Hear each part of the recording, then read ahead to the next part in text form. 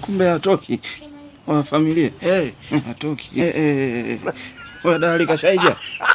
Wa dalali kimetulamba huko. Haya. Kwa sisi tunafanyaje sasa? Unafanyaje? Ndio mshakuwa miskule hapa.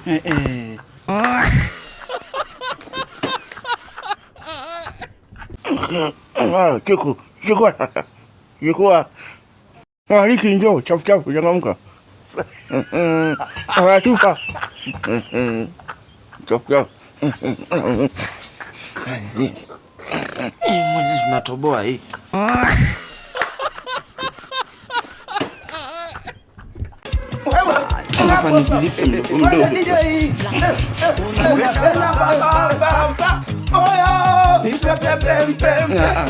Haya. Kaka mchezo tunapajua. Sikuiona hata. Sawa. Si unataka kushenyentwa. Profesa. Vipi baada ya hapo? Mwenyewe sielewi hapa. Mimi natoa wapi? Sasa uelewi tena. Wewe ndio umeandika lakini. Ndio nashangaa haya.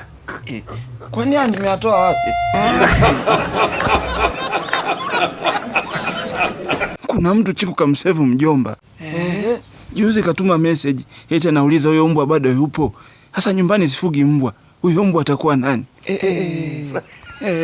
Ndio maana naambia Chiku nenda kumzika mzima. Ni familia pima chumvi kwanza. Na kujuaga waka kushoto wewe. Wewe tuone. Hamna kitu, uwezo wako mdogo. Basi endelea sasa. Utamjuaje? Tuone. Haya, yani wamshasa. Yana nilipa ndani. Hapo mwambie kitu kuhusu kula. Na hapo kengele bado. Ila kashatangulia. Kengele tamkutia huko. Ndio nataka nikamwone Tadeo akaniwekea gesi hapa. Vijana mpo? Kwema? Kwema. Sawa. Vijana.